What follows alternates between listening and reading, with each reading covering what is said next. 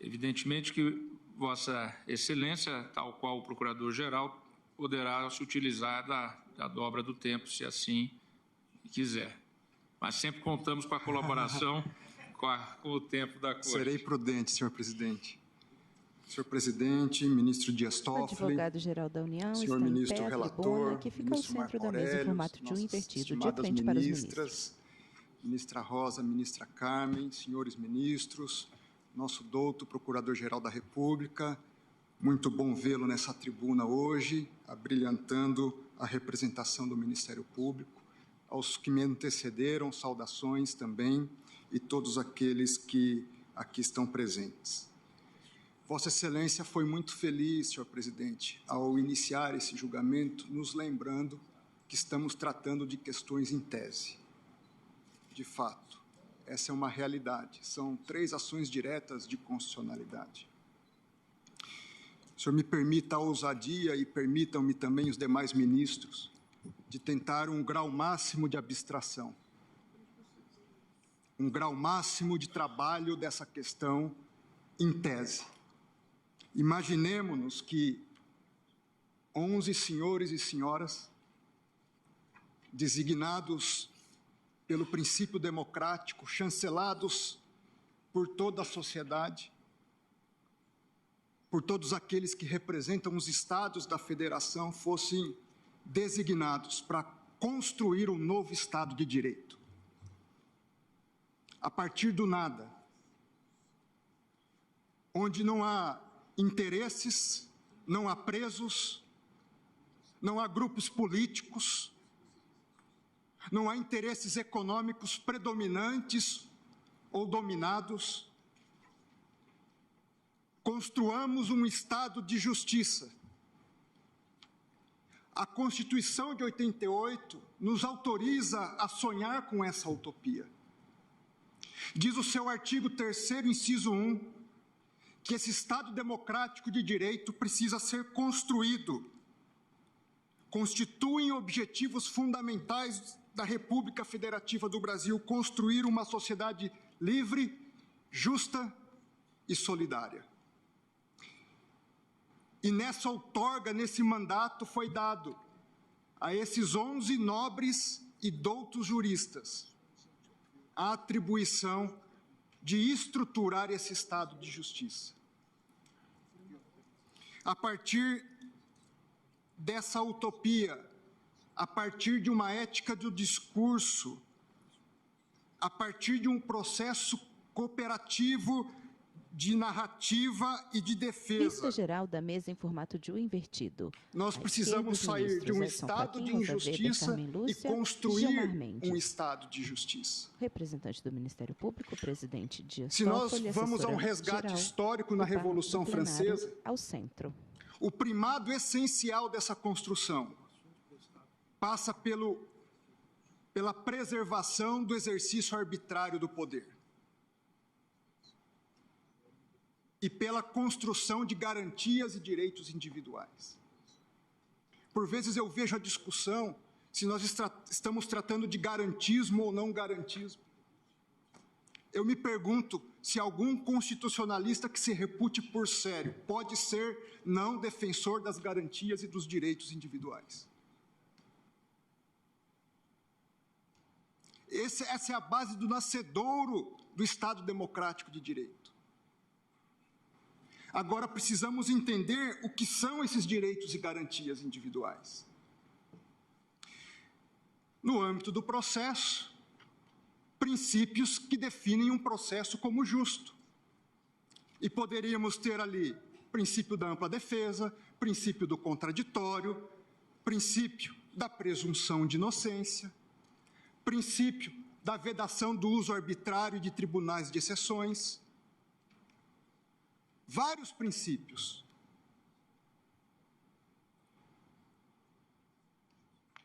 O problema é que quando se realiza um contrato social de construção de um Estado de Direito, se pensa em autolimitar também os direitos individuais. Se nós temos liberdade de expressão, e todos a temos, também temos o dever de não ofender o outro. Essa liberdade é limitada. Se temos liberdade de ir e vir, eu não posso também obstruir a liberdade de ir e vir do outro. Direito individual não é um direito egocêntrico, individualista. Não é a lei do mais forte e muito menos utilitário. Os fins não justificam os meios, para tudo. Inclusive para punir, mas também para se preservar um direito individual.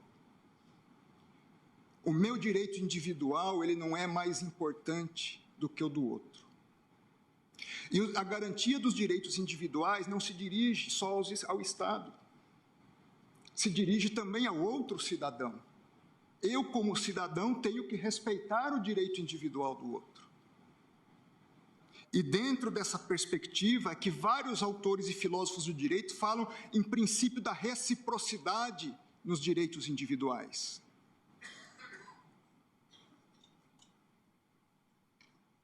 Diz um autor alemão, o direito individual não é um bem ordenado ao egoísmo.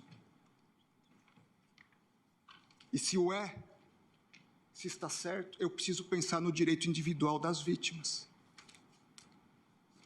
Quem defende o direito individual das vítimas? Quem defende o direito de ir e vir das vítimas? O direito à vida das vítimas? O direito dela sair do trabalho e ir com segurança num transporte público? Saber que seu filho foi com segurança para a escola? Eu vi várias defesas dos direitos individuais. Não vi defesa do direito das vítimas.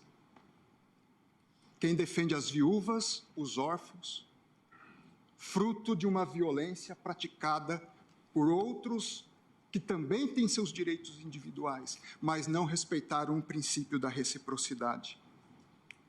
Eu escrevi num livro sobre a validade da prova, em espanhol, sobre o dever da tutela dos direitos fundamentais da vítima.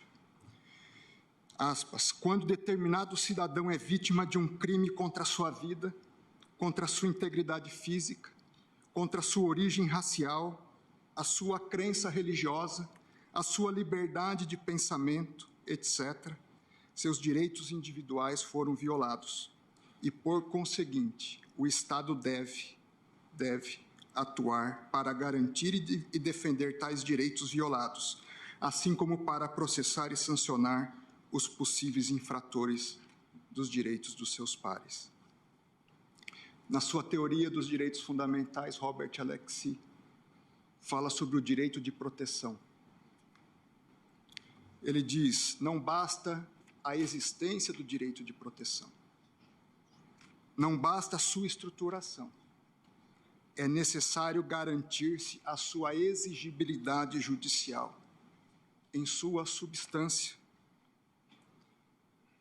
Prossegue, é imperioso garanti-los, cabe ao judiciário garanti-los e, diz Alexy, se não o protege efetivamente ou permite a sua ofensa potencial, torna-se partícipe do processo de vulneração. Página 405 da versão em espanhol. E a pergunta que Alexy se faz, a quem cabe a proteção desse direito individual? Discute possibilidade e ele responde com base no precedente do Tribunal Constitucional Alemão. Cabe ao Executivo, sustentação oral feita pelo cabe ao advogado-geral da União, André e cabe ao Mendonça. Judiciário. Portanto, ele conclui na página 410. O Estado precisa garantir a proteção eficaz da vida. E agora eu estendo, de todos os direitos individuais das vítimas. Então, como interpretar essas garantias? No livro do professor e ministro Gilmar Mendes, junto com o professor Paulo Gonet, se expõe que o preâmbulo da Constituição, ele é fonte inspiradora para a interpretação do texto constitucional. E por que isso? Porque no preâmbulo da nossa Constituição estão valores constitucionais. Está o valor da liberdade, do acusado e da vítima. Está o valor da segurança. Está o valor do bem-estar ou de uma convivência social em paz, do desenvolvimento, da igualdade, e aqui a igualdade de direitos entre vítimas e acusados, como a justiça como valor supremo. Tudo isso baseado na harmonia social. Estamos aqui discutindo a interpretação de alguns dispositivos da Constituição. O artigo 5º prevê que são direitos individuais no caput a inviolabilidade do direito à vida, da liberdade, da igualdade e da segurança, além da propriedade. No seu inciso 55, garante-se o contraditório e ampla defesa. No seu inciso 57, ninguém será considerado culpado até o trânsito em julgado. A grande questão, esse dispositivo veda a prisão antes do trânsito em julgado? O que diz a Constituição sobre a prisão? Inciso 54, ninguém será privado da liberdade ou de seus bens sem o devido processo legal. Será que é por acaso que são dispositivos distintos? Tratar a prisão em um inciso e a presunção de inocência em outro? Esses princípios todos garantem o justo processo. E esse desafio de hoje, senhores ministros, é interpretar o que é o justo processo à luz da Constituição. Tratando dois institutos, a prisão e a presunção de inocência. Conrad Hesse, ele diz o seguinte: onde não há dúvida, não é necessário o intérprete. E mais, interpretar a Constituição é concretizá-la. Por que concretizá-la? Porque ela tem que se aplicar na vida da sociedade. Quando o artigo 3º nos remete para essa construção de justiça, nos coloca a demanda de interpretar para construir na realidade da sociedade a experiência de justiça. É por isso que Habermas fala numa força transformadora do texto constitucional. Transformadora em sentido da justiça e do Estado de Direito.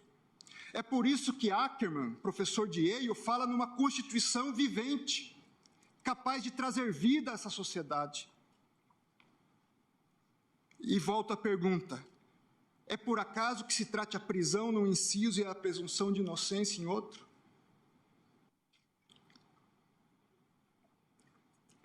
O que diz o Tribunal Europeu de Direitos Humanos? Temos falado muito em direitos humanos nessa causa. Na minha opinião, tribunal com a melhor jurisprudência sobre a defesa e a garantia dos direitos humanos. Ele se baseia na sua Convenção Europeia, que também trata no artigo 5º da prisão e no artigo 6º da presunção de inocência. Diz o artigo 5º, inciso 1, ninguém pode ser privado de sua liberdade, salvo nos casos seguintes e com base em procedimento estabelecido em lei, ou seja, com base no devido processo legal. E mais, se foi legalmente privado de sua liberdade, em virtude de uma sentença ditada por tribunal competente. Artigo 6º, presume-se inocente até que a sua culpabilidade tenha sido legalmente declarada. E o Tribunal Europeu de Direitos Humanos edita manuais com base na sua jurisprudência. Eu vou fazer referência a 2 manuais. O primeiro, que protege o direito a um julgamento justo com base na Convenção. O segundo, o direito a um julgamento justo, um guia para a implementação do artigo 6º. O primeiro diz o seguinte: a revisão extraordinária, traduzindo para a nossa realidade, o recurso extraordinário deve ser estritamente limitado para circunstâncias muito convincentes ou constrangedoras. E ela não deve transformar-se, diz, numa apelação disfarçada. A mera possibilidade de haver duas visões sobre o mesmo tema legal não é fundamento para um reexame. No segundo, quais situações podem violar a presunção de inocência?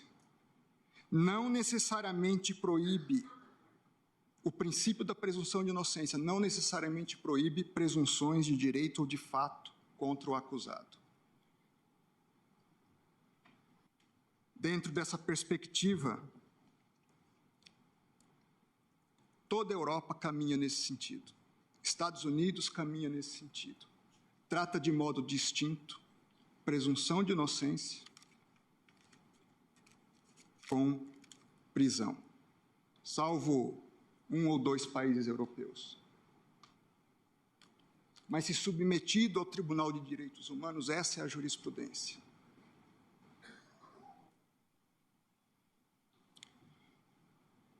O que diz Zagebelski? Nós estamos há 2000 anos tentando definir o que é justiça. E ele parece que meio que joga a toalha. E ele diz: a justiça é uma ideia, a injustiça é uma experiência. Eu explico a justiça, mas eu não justifico a injustiça. E ele diz: não basta se falar em direitos humanos para se estar de acordo sobre a justiça. Eu preciso encontrá-la, ou ao menos evitar a injustiça. Senhores ministros, a justiça ordinária, até 2º grau de jurisdição, nós tratamos de fatos, nós tratamos de provas, nós tratamos de toda a construção probatória a fim de se chegar à autoria e materialidade. Quando nós vamos para os tribunais superiores, nós discutimos questões de direito. Se alteram julgados? Se alteram. Eu não vi os números, não queria falar em números, mas apenas lanço a questão: essas alterações de julgado são para se declarar inocente ou para modular uma questão jurídica?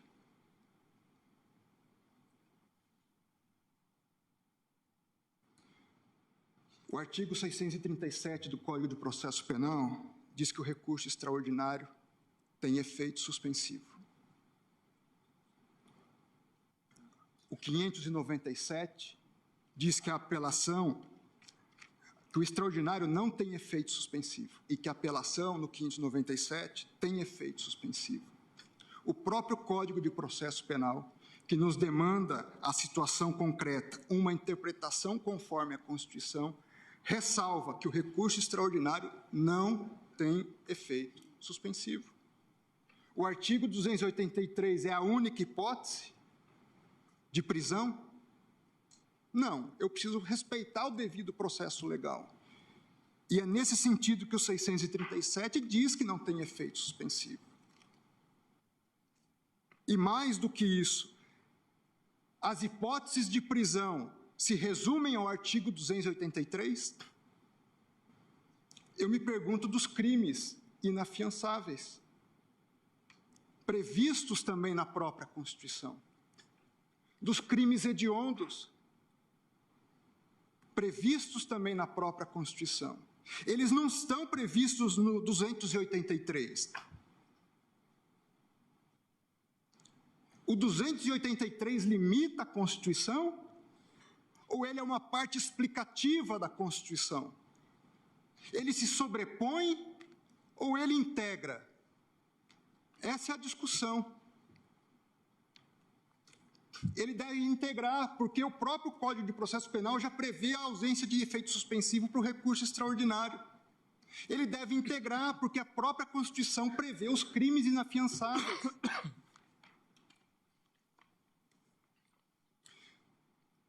Dentro dessa perspectiva, eu concluo dizendo o seguinte: o artigo 283 é constitucional, com a concessão de interpretação conforme a Constituição, para afirmar que é coerente com a Constituição o principiar a execução criminal quando houver condenação em segunda instância. Excelências, reafirmo meu profundo respeito a cada um dos senhores. Admiração pessoal, profissional e institucional.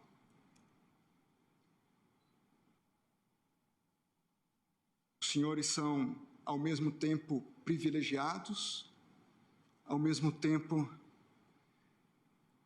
têm sob seus ombros uma responsabilidade ímpar de dar a última palavra sobre o que é a justiça, nesse Estado que está sendo construído.